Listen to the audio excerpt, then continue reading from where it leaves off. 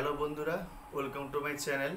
আজ মূলত তোমাদের সেকেন্ড ইউনিট প্রাইমারি অ্যাক্টিভিটি এই অধ্যায়ের আজকে কৃষি বিষয় নিয়ে তোমাদের আলোচনা করার জন্য আমি ভিডিওতে চলে এলাম।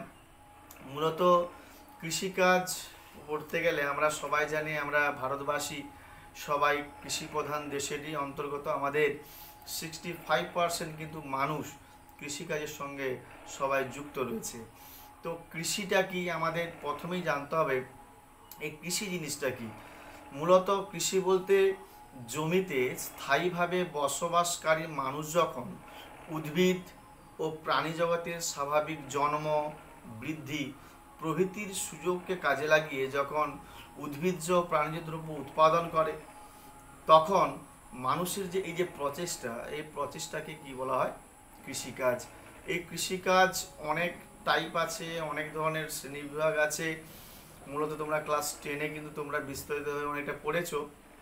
ক্লাস 11-এর ফার্স্ট সেমিস্টারে মূলত তোমাদের সিলেবাসে রয়েছে প্রগাঢ় কৃষি, ব্যাপক কৃষি, মার্কেট গার্ডেনিং, এছাড়াও ডেয়ারি কৃষি। এই ধরনের কৃষিগুলো টপিকগুলো কিন্তু তোমাদের রয়েছে। তোমাদের সিলেবাস অনুযায়ী তোমাদের একটা একটা টপিক তোমাদের বলছি। প্রথমে প্রগাঢ় কৃষি, অর্থাৎ যে কৃষিতে জমির তুলনায় মানুষের সংখ্যা অনেকটাই বেশি, সেক্ষেত্রে কৃষি উৎপাদন মাথাপিছু কম হয়।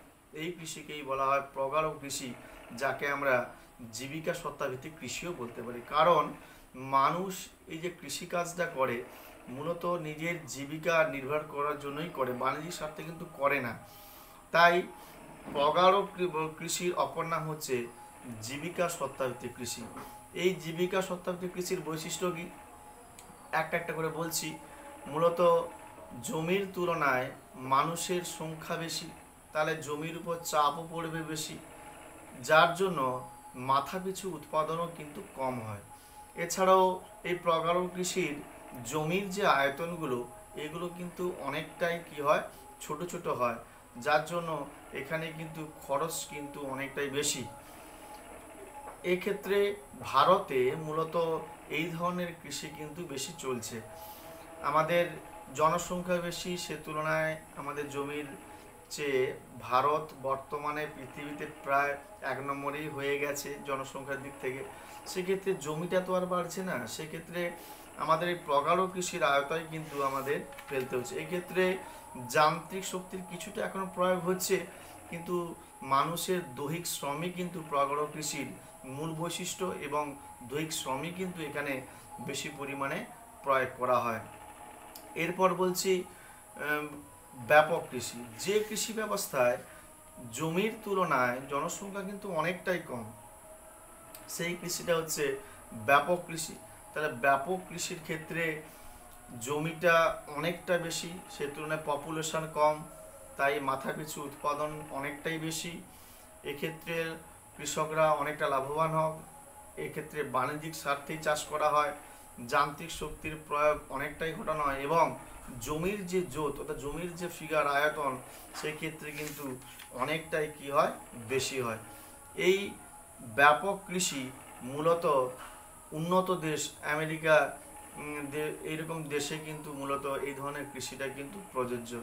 তাহলে আমি যদি তোমাদের পার্থক্য আকারে যদি একটু ডিসকাস করি, তাহলে নিবিড় কৃষি আর ব্যাপক কৃষি দুটোর মধ্যে ডিফারেন্স কি তোমরা বুঝতেই পারছো। তাহলে নিবিড় কৃষিতে জনসংখ্যা বেশি, সে তুলনায় কিন্তু জমির পরিমাণ কম। আর ব্যাপক কৃষিতে যেখানে জমির তুলনায় জনসংখ্যাটা অনেক কম, সেই ক্ষেত্রে হবে ব্যাপক কৃষি। নিবিড় কৃষির ক্ষেত্রে মাথাপিছু উৎপাদন অনেকটাই কম, আর ব্যাপক কৃষি ক্ষেত্রে কিন্তু মাথাপিছু উৎপাদন অনেক বেশি। সেক্ষেত্রে দৈহিক শ্রম অনেকটা বেশি, সেক্ষেত্রে কিন্তু ব্যাপক কৃষিতে যান্ত্রিক শক্তির প্রয়োগ কিন্তু বেশি ঘটানো হয়। এছাড়াও নিবিড় কৃষির ক্ষেত্রে কিন্তু মানুষ নিজের জীবিকা নির্বাহ করার জন্য কৃষিকাজ করে, ব্যাপক কৃষিতে কিন্তু বাণিজ্যিক স্বার্থেই কিন্তু মূলত কৃষিকাজ করে থাকে। এরপর তোমাদের বলছি মিশ্র কৃষি। অনেকের ধারণা হয়তো মিশ্র কৃষি বলতে অনেক ধরনের শস্যকে একসঙ্গে চাষ করাকে বলে মিশ্র কৃষি। মিশ্র কৃষি বলতে বিভিন্ন ধরনের ফসল তো থাকছেই, তার পাশাপাশি কিন্তু পশুপালনও যখন যুক্ত করা হয় সেই কৃষি ব্যবস্থাকে বলা হয় মিশ্র কৃষি ব্যবস্থা, যেগুলো এখনও মূলত আমেরিকা যুক্তরাষ্ট্রে কিন্তু মিশ্র কৃষি কিন্তু এখনও কিন্তু এইটাই কিন্তু চলছে। যে মিশ্র কৃষি ক্ষেত্রে কিন্তু অনেক সুবিধা অসুবিধা রয়েছে, পরে ডিসকাস করব। মূলত তোমাদের আজ কৃষি টপিক নিয়ে কিছু কিছু করে আলোচনা করছি, এরপরে এর বিস্তারিতভাবে আলোচনা করব। এরপর বলছি বাজার বাগান ভিত্তিক কৃষি, যে কৃষি ব্যবস্থায় মূলত শহরতলি অঞ্চলে শহরবাসীর চাহিদা পূরণ করার জন্য যে কৃষি কাজ করা, অর্থাৎ যেখানে শাকসবজি, ফলমূল, পাতাবাহার গাছ প্রভৃতি যখন কি বলবো কৃষি কাজ করা হয়, তখন তাকে বলা হয় হর্টিকালচার বা মার্কেট গার্ডেনিং বা বাজার কেন্দ্রিক কৃষি। এক্ষেত্রে কৃষকরা অনেকটাই লাভবান হয়, মূলত শহরবাসীর চাহিদা পূরণ করে। এইখানে একসাথে ফল, ফুল, শাকসবজি প্রভৃতি কিন্তু চাষ করা হয়। বাণিজ্যিকভাবে যখন ফুল চাষ করা হয় তখন এই বাজার বাগান ভিত্তিক কৃষির আওতায় পড়ে, যাকে বলা ফ্লোরিকালচার।